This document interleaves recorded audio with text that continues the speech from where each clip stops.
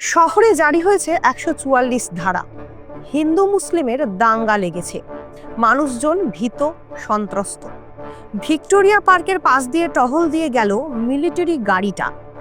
কলকাতা শহরের পরিস্থিতি একরকম ভয়ঙ্কর। ঠিক এই রকম পরিবেশ পরিস্থিতিতে লেখা সমরেশ বসুর আদাব গল্পটি আমার আজকের আলোচ্য বিষয়।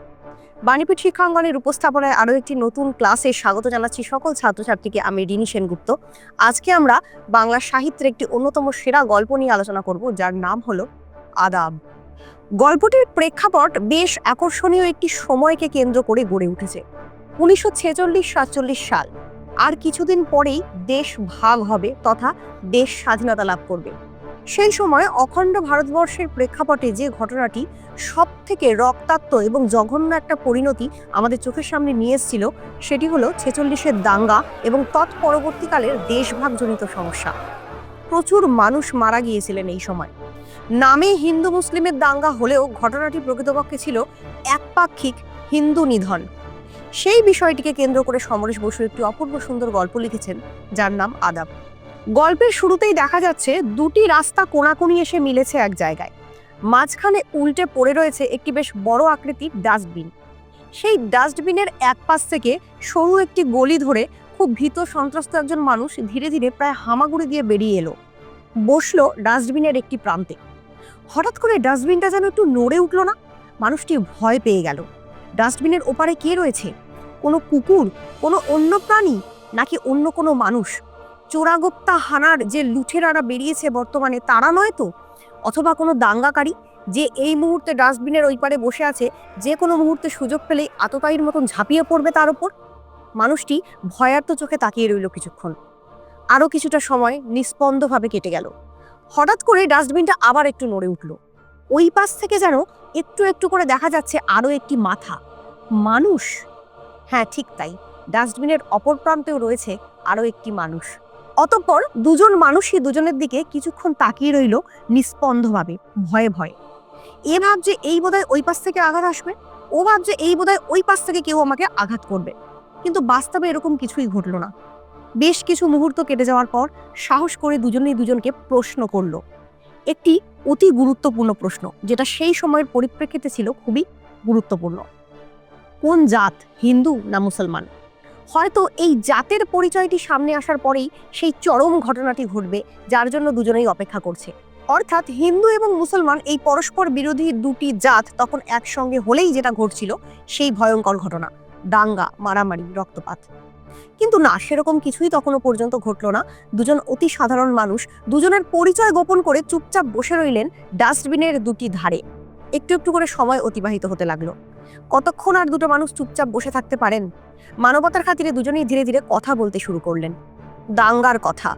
দুজন মানুষেরই মুখ থেকে বেরিয়ে এলো আক্ষেপ। এসব কি ঘটছে চারিদিকে? দুজন মানুষই পরস্পরকে বোঝালেন তারা দুজনেই প্রকৃতপক্ষে অতি সাধারণ মানুষ। ধীরে ধীরে পরিচয় বেরিয়ে এলো। তাদের মধ্যে একজন পেশায় নাওয়ের মাঝি, অর্থাৎ নৌকো চালায়। তার বাড়ি হলো বুড়িগঙ্গার অপর পারে সুবইরায়। এবং আরেকজন পেশায় সুতাকলের শ্রমিক। তার কাজ হচ্ছে সুতো কলে গিয়ে কাজকর্ম করা। তার বাড়ি নারায়ণগঞ্জের কাছে চাষারায়। তো এই দুটি মানুষের পেশা থেকে আমরা এটা জানতে পারি যে তারা দুজনেই খুব সাধারণ মানের শ্রমিক শ্রেণীর খেটে খাওয়া সমাজের প্রতিনিধিত্ব করছেন। এইবার এই দুটি মানুষ তাদের পারস্পরিক পরিচয় জানার পর দাঙ্গার কথা, সামাজিক অবক্ষয়ের কথা ধীরে ধীরে বলতে শুরু করেন। সমরেশ বসু সমগ্র গল্পে মানবতার কথা বলতে চাইলেও প্রকৃতপক্ষে এই দাঙ্গায় কাদের দোষ ছিল বা কারা দায়ী ছিল সেটাও বুঝিয়েছেন সুতোকলের শ্রমিকের কণ্ঠে।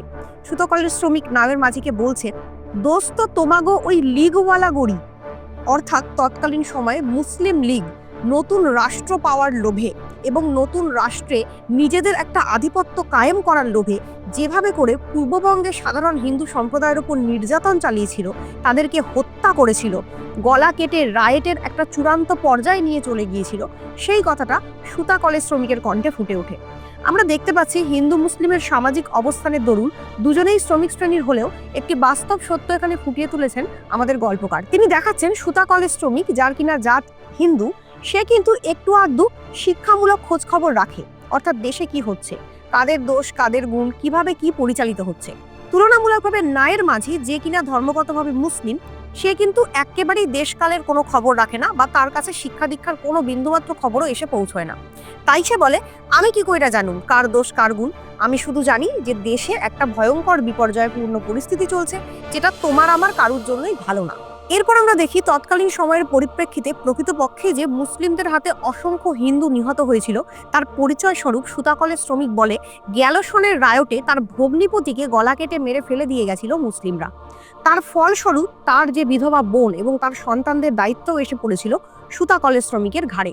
অর্থাৎ এইখান থেকে আমরা জানতে পারি যে তৎকালীন সময়ে এই যে একটা গণহত্যা বা দাঙ্গার প্রেক্ষাপট গড়ে উঠেছিল, তার পরিপ্রেক্ষিতে কত মানুষের জীবন বিপন্ন হয়েছিল এবং অর্থনৈতিকভাবেও ক্ষতিগ্রস্ত হয়ে পড়েছিল কত পরিবার।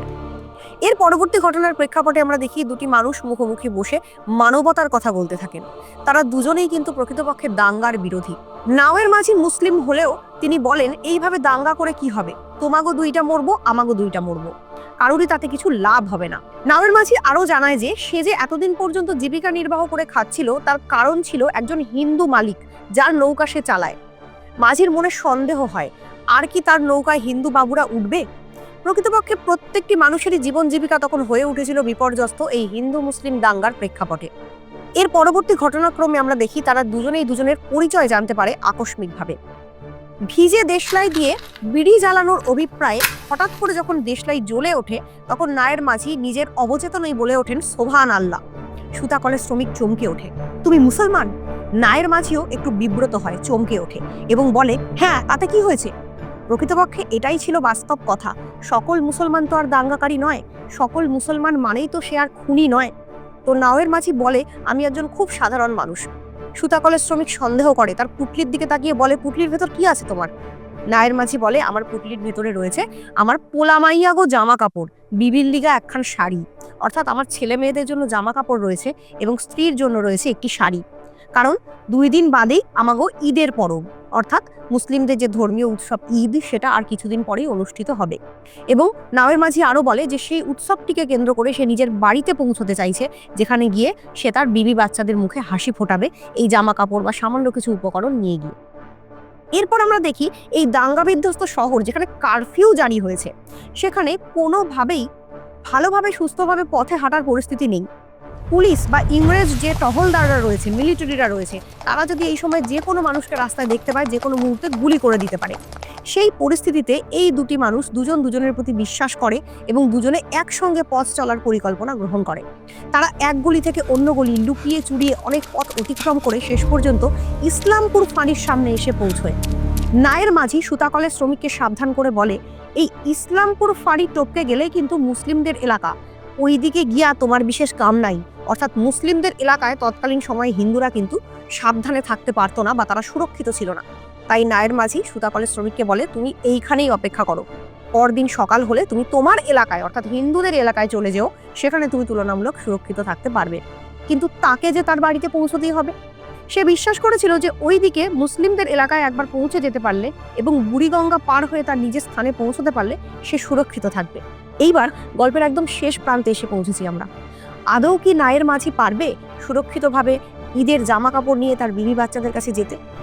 সুতাকলের শ্রমিক একটি পান বিড়ির দোকানের আড়ালে দাঁড়িয়ে আতঙ্কের প্রহর গোনে, কখন সকাল হবে, কখন সে নিজের বাড়ির দিকে যেতে পারবে সুস্থভাবে। এদিকে নায়ের মাঝি খুব লুকিয়ে সন্তর্পণে পুটলিটা বুকে জড়িয়ে ধরে দৌড় মারে বুড়িগঙ্গার দিকে। কিন্তু মধ্য পথেই তাকে আটকায় মিলিটারি পুলিশ। ডাকু ভাগতা হ্যায়, হল্ট হল্ট বলে বন্দুক উঁচিয়ে তেড়ে আসে অশ্বারোহী পুলিশ বাহিনী, অর্থাৎ ঘোড়ায় চড়ে কিছু মিলিটারি, এবং তারা নায়ের মাঝের দিকে তাক করে গুলি চালায়। যেহেতু কারফিউয়ের সময়, যেহেতু কারফিউয়ের প্রেক্ষাপটে রাস্তায় বেরোনো উচিত না, তাই সেই পরিস্থিতিতে নায়ের মাঝির মতন একজন সাধারণ মানুষও দাঙ্গাকারী রূপে পরিগণিত হয় এবং পুলিশের গুলিতে নিহত হয়।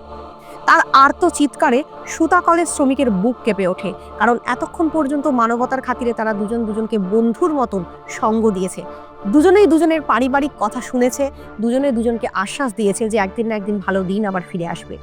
আমরা দেখতে পাই যখন নায়ের মাঝি বিদায় নিচ্ছে সুতাকলের শ্রমিকের কাছ থেকে, সে তাকে বলছে আদাব। আদাব শব্দটি একটি আরবি শব্দ থেকে এসছে, যার অর্থ হলো আদব।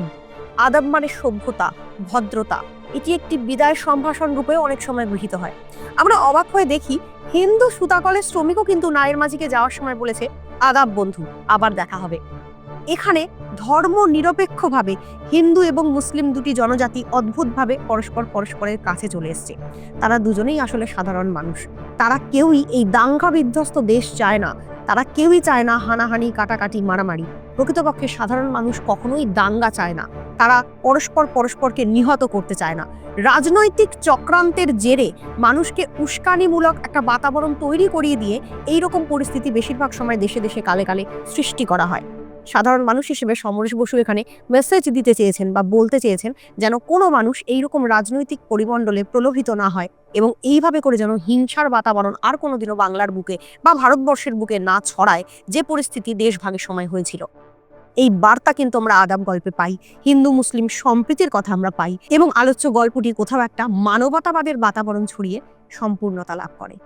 আজকের এই গল্পটির আলোচনা কেমন লাগলো অবশ্যই কমেন্ট করে জানাও। বাণীপীঠ শিক্ষাঙ্গনের উপস্থাপনায় এই নতুন উদ্যোগ কেমন লাগছে কমেন্ট করে জানাও। যুক্ত হও আমাদের সঙ্গে, সাবস্ক্রাইব করো আমাদের চ্যানেলটিকে এবং সকলকে বলবো যারা বাংলা ভাষা ও সাহিত্যকে ভালোবাসো, বাংলা সাহিত্যের গুরুত্বপূর্ণ সৌন্দর্যমণ্ডিত গল্প, উপন্যাস বা বিভিন্ন আলোচনা শুনতে চাও এবং নিজেকে সমৃদ্ধ করতে চাও, তারা অবশ্যই যুক্ত হও আমাদের চ্যানেলের সঙ্গে, সাবস্ক্রাইব করে রাখো আমাদের চ্যানেলটিকে এবং অবশ্যই লাইক শেয়ার করে বন্ধুদের কাছে পৌঁছে দাও। আজকের উপস্থাপনা এখানেই শেষ করছি। ধন্যবাদ।